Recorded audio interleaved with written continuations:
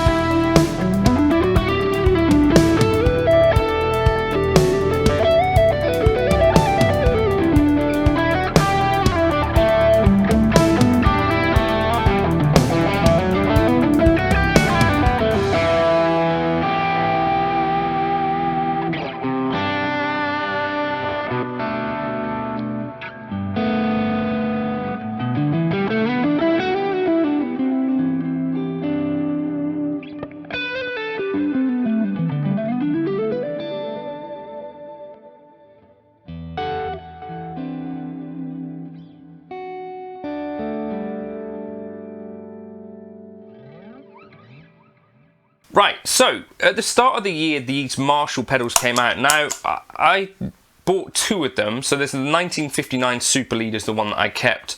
I also had the JCM 800. I felt like the Plexi version was actually a little bit more different to anything else that I had. And I was using that actually for this intro as like a pedal platform. It sounds really good in this context. It feels really good under the fingers, and it takes drive pedals well. They're not expensive, they're quite affordable. If you're looking for a Marshall in a box type thing, then why not get it from Marshall, I guess is the question.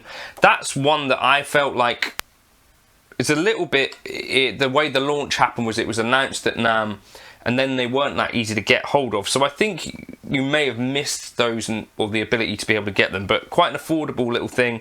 I think the Plexi sounds really good. So yeah, that would be one of the things. At the same time, the MXR Rockman came out. Now, Jim did tell me that that's been his favorite pedal of 2025 so far, just for its simplicity. And I think he threw his Kemper into the nearby dam on hearing that the Mark II was released. But anyway, that's my choice. The MXR, I felt like, is of its time, and you can sort of tell that technology has come along quite a long way from them. In my opinion, it's like it felt, you know, kind of like playing into a headphone amp, in my opinion. The VS Royal Flush I really like because it's kind of doing the King of Tone thing. I did a demo for these guys, but I come back to it every now and then, turn it on. It's a really well made pedal, made in Greece, I think. Great, you know, King of Tone type pedal, you know, 2 blues breakers. I really appreciate the blues breaker circuit, and I think that's one that no Velcro on this, people might have forgotten about. I also think this EHX Ocean's Abyss is a really, really great reverb. I particularly like it for that dotted delay thing. I did a demo for that when that came out. They didn't pay me, but they did send me the piece of gear. And yeah, just plugging that in again reminded me of what I fell in love with that about in the first place with that delay. But, you know, a relatively expensive reverb box, but for what it does, reverb and delay and multi-effects, I think, yeah, that one I've not really heard people talk about almost at all. So that one I think went by the wayside a bit. This one I think actually got quite a lot of traction. The Venus from Crazy Tube Circuits. Interesting here that Crazy Tube Circuits actually did copy one of the few pedals that does actually have a patent. So that's kind of an interesting one, right? So the tube driver does have a patent, however you say it.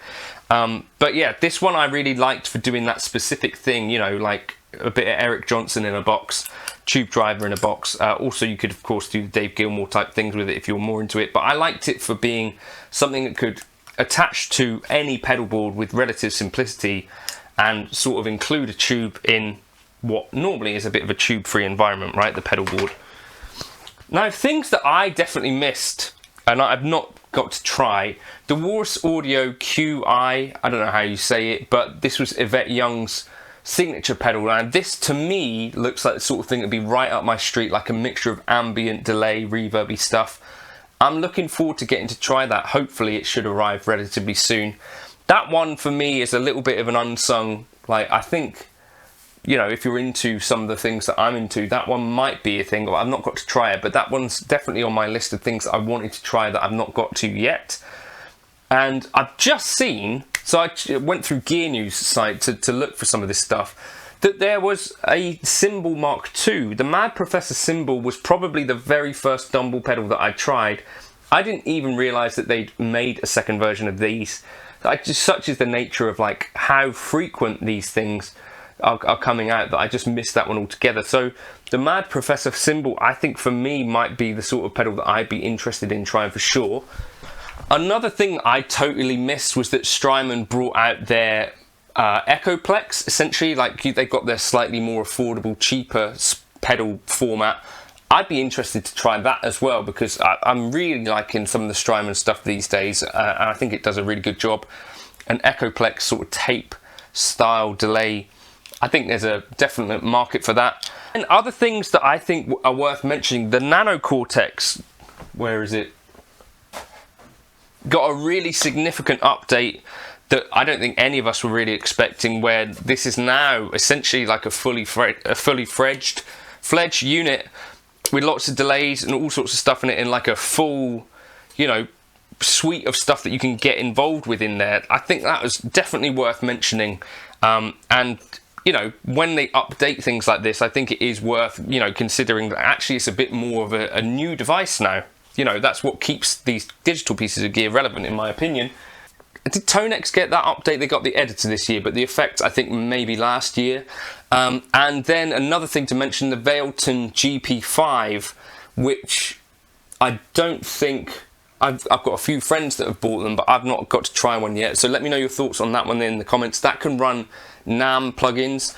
I will also mention... Good buddy John, I did demo this one, said that his favourite purchase of the year was the Sonicake Pocket Master, which can run NAMM profiles. So I think he liked that one for being a really, really cheap option for running some NAMM stuff. It can run like a full effects chain as well. I did a demo on that, but a really quite a bonkers little piece of gear that sounds pretty good actually. So I think those are my releases of the year so far. I don't know, I've probably missed a bunch of stuff that you might... To drop those into the comments, I guess there's the Not a Dumble. I've heard from some of you guys that you really enjoyed that from EHX. So they're not even really months old in some cases, and you're like, well, that's completely gone from my memory. Or things that you might have missed altogether, like that Mad Professor SIMBLE Mark II, which would totally have been on my radar if I had seen it. Anyway, are you buying pedals at the moment, or... I'm not prying into your financials, actually. Forget that question. The Behringer Centaur, I thought, as well, since that has actually hit in the shelves a bit more this year, was a little bit of a interesting pedal. Anyway, let me know your thoughts.